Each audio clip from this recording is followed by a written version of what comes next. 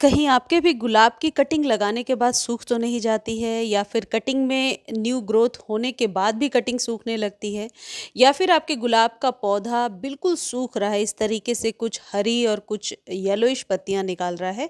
तो आज के वीडियो में आप जानेंगे कि गुलाब की कटिंग कैसे लगानी है, सक्सेसफुली कैसे ग्रो कर सकते हैं और गुलाब पर बहुत सारी फ्लावरिंग कैसे ले सकते हैं। यदि आपके गुलाब के पौधे में अभी तक ग्रोथ स्टार्ट नहीं हुई है, तो इस तरीके से केयर करके आप अपने गुलाब पर बहुत सारी फ्लावरिंग ले सकते हैं। गुलाब के पौधे को किस तरीके से फर्टिलाइज करना है, ये आज के वीडियो में आप जानेंगे, और साथ ही साथ कुछ ज़रूरी केयर टिप्स जो मैंने अनुभव किया है अपने गुलाब के पौधे के साथ, वो आप इस वीडियो में जान पाएंगे। इस मंथ में गुलाब की कटिंग को बहुत ही आसानी से आप ग्रो कर सकते हैं। उसके लिए आपको क्या करना होगा, सबसे पहले इस तरीके से 3 या 4 कटिंग या एक भी कटिंग कहीं से ले आइए। कटिंग लेने के लिए 2-3 चीज़ें याद रखिए। पेंसिल साइज़ की कटिंग आपको लेनी है। कटिंग में कम से कम 4 नॉड एरिया ज़रूर होना चाहिए। जहाँ से भी आप कटिंग ले रहे हैं, जिस भी स्टेम से, ये ध्यान रखिए कटिंग पुरानी होनी चाहिए। बिल्कुल न्यू ग्रोथ वाली कटिंग कभी भी नहीं लगेगी। जैसे ये मैं आपको दिखा रही हूँ, ऊपर से न्यू स्टेम निकली है, वो कटिंग लगाने की कोशिश ना करें, वो कभी ना लगेगी। दूसरी चीज़, इम्पॉर्टेंट चीज़ ये है कि कितने नॉड एरिया को सॉइल में दबाना है। नीचे से 1 इंच नॉड एरिया छोड़ कर के सॉइल में दबाना है। एक नॉड एरिया के नीचे मैं कम से कम 45 डिग्री कट लगाऊंगी। ऐसा करने से उसके जो स्टेम है उसके सड़ने के चांसेस नहीं होते हैं। 45 डिग्री यानी कि तिरछी कटिंग करनी है।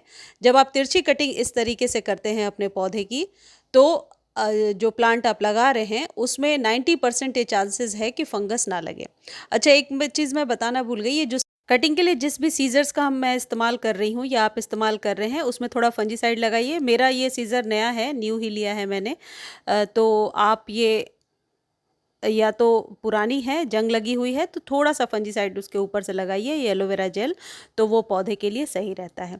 और एक चीज़ और है, यदि कटिंग अभी करने के बाद आपको 5-6 घंटे बाद इस पौधे को लगाना है, इस स्टेम को, तो आप इसे एलोवेरा जेल मिले हुए पानी में तब तक डालकर रखिए, इसको सूखने ना दीजिए।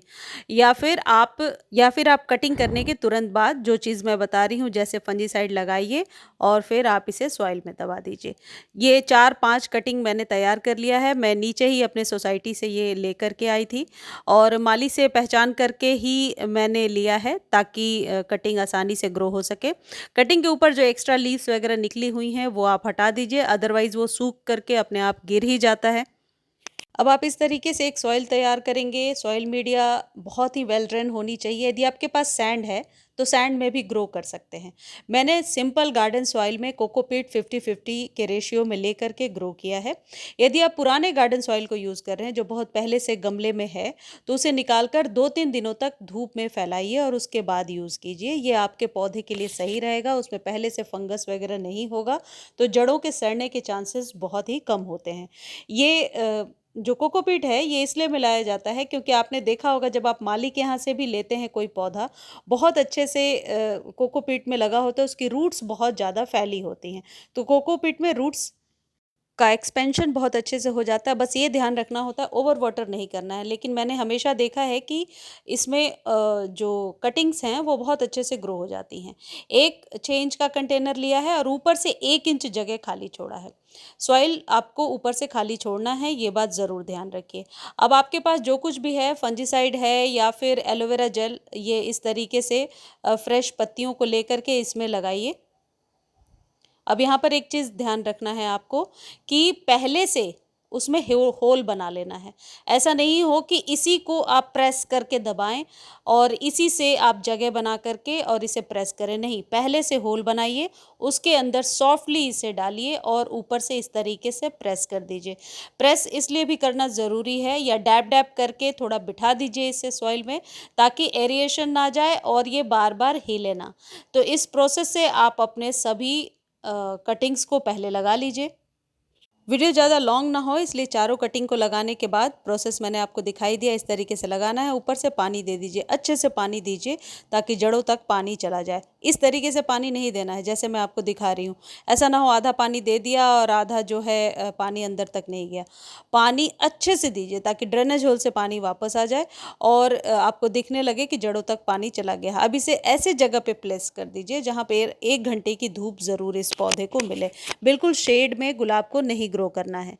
कटिंग को लगाने के 30 से 35 दिनों बाद कटिंग के ऊपर लीव्स दिखने लगती हैं, लेकिन यदि बार बार निकाल कर आप चेक करेंगे तो इस तरीके से पत्तियां बार बार सूखने लगेंगी, क्योंकि जड़ों का फैलाव होने के लिए 40 टू 45 डेज चाहिए। इसलिए मैं आपको सजेस्ट करूंगी कि ऐसे गमले में लगाएं जिसमें पौधे को थोड़ा ग्रो होने दें, तुरंत ही रिपोर्ट ना करना पड़े। तो 6 इंच का कंटेनर इसके लिए बेस्ट होगा। बार बार निकाल कर चेक नहीं करना है और वो डंठल हिले ना, इस बात का भी ध्यान रखिए। इस तरीके से आप देखेंगे पौधा बहुत जल्द ग्रो हो गया है और अगले किसी वीडियो में इसका भी अपडेट मैं आपको ज़रूर दिखाऊंगी। अब यदि गुलाब का पौधा पहले से आपके पास है और ग्रो नहीं हो रहा है तो आपको 3-4 चीज़ें एक साथ कर लेनी है। सबसे पहले ऊपर से हल्की-हल्की प्रूनिंग कर दीजिए। प्रूनिंग करने के 2-3 फ़ायदे तो ये हो जाएँगे कि कलियों का साइज़ बढ़ जाएगा और पौधे की ग्रोथ अचानक से बढ़ जाएगी। और प्रूनिंग करने के लिए जहाँ भी नॉड एरिया है, जहाँ से देखिए इस तरीके से निकल रहा है नॉड एरिया, उसके जस्ट ऊपर से प्रूनिंग कर देना है। प्रूनिंग करने के बाद यदि आपको लगता है कि वहाँ की स्टेम सूख रही है, तो वहाँ पर हल्दी या नेल पॉलिश लगा दीजिए। ये जो लाल पत्तियाँ निकली हैं, इसके नीचे से ही ग्रोथ स्टार्ट होगी। यदि खाद की बात करें तो 2 चीज़ें अभी आपको देनी हैं। एक है नीम खली जो कटिंग प्रूनिंग के बाद देना ही है आपके पौधे को, और दूसरा है चाय पत्ती। चाय पत्ती वो होना चाहिए जो घर में चाय बनाने के बाद जो चाय पत्ती बचती है उसे अच्छे से धो लीजिए, सुखा लीजिए और 1 चम्मच इस तरीके से डाल कर के आप अपने पौधे में मिला दीजिए। बहुत बार चाय पत्ती का यूज़ मैंने बताया है इसलिए बार-बार नहीं बता रही हूँ। दूसरी जो चीज़ मैंने दिया है ये है नीम खली। नीम खली यदि आपके पास नहीं है, काउडंग मैन्योर डालिए या वर्मी कंपोस्ट डालिए, लेकिन नीम खली डालने से जड़ों में फंगस नहीं लगती है। अगली इंपॉर्टेंट चीज़ है कि पानी कब देना है। देखिए इस तरीके की सॉइल यदि हो गई है, ऐसी ही सॉइल होनी चाहिए। इस तरीके की सॉइल हो गई है तो पानी की ज़रूरत अब है। यानी हमेशा पानी देने के पहले आप सॉइल को चेक करेंगे। सर्दियां हैं तो 3-4 दिनों पर एक बार पानी दीजिए, गर्मी है तो डेली पानी दे सकते हैं, लेकिन पानी कभी भी गुलाब में खड़ा नहीं होना चाहिए, यानी कि कीचड़ से मिट्टी नहीं होनी चाहिए। इसलिए गुलाब के सॉइल को हमेशा यदि आप थोड़ा वेल ड्रेन और रेतीली मिट्टी में बनाएंगे तो बेहतर होगा। इस तरीके से पानी दीजिए, लेकिन फिर इस पर धूप का पड़ना ज़रूरी है, इस बात का भी ध्यान रखिए। अगली इंपॉर्टेंट चीज़ है कि ये जो सकर रूट्स निकल रहे हैं, जो मैंने शुरू में बोला कि पौधे की ग्रोथ नहीं हो रही है, तो इस वजह से भी कई बार ग्रोथ नहीं होती है कि सकर रूट्स जो निकलते हैं वो आपके पौधे की एनर्जी को बहुत ज़्यादा लेते जाते हैं। मैं तो हमेशा कट कर देती हूँ, इसीलिए छोटा ही है तो मैं आपको दिखा रही हूँ। ये कई बार हम लोग नहीं कट करते हैं तो बहुत ही बड़ा हो जाता है। अगला जो इम्पोर्टेंट चीज़ है वो है धूप। धूप बहुत ज़रूरी है आपके पौधे के लिए। भले ही कलियां बन रही हैं और धूप में आपने नहीं रखा है तो ये कलियां खिलेंगी नहीं और मुरझा करके गिरने लगेंगी। तो खाद देना जितना ज़रूरी है, क्योंकि ये ग्रोथ का ही टाइम है, तो धूप इस पौधे के लिए बहुत ज़रूरी है। पूरे दिन के सनलाइट में रखिए। मई जून में थोड़ा सा बचा करके रखना होगा इस पौधे को। इम्पॉर्टेंट टिप ये है कि डेड हेडिंग ज़रूरी है। जैसे ये देखिए मैंने कट कर दिया है, क्योंकि ये फूल मुरझा रहे थे सर्दियों में और खिल नहीं रहे थे, लेकिन फूलों के खिलने के बाद डेड हेडिंग ज़रूर कीजिए। उस स्टेम को कट कीजिए और स्टेम 2 या 3 इंच कट करने के बाद उसके ऊपर से हल्दी या राख या नेल पॉलिश, तीनों फंजीसाइड की तरह ही इस्तेमाल होता है, उसका इस्तेमाल कीजिए। मुझे उम्मीद है ये वीडियो आपको बहुत अच्छी लगी होगी। धन्यवाद।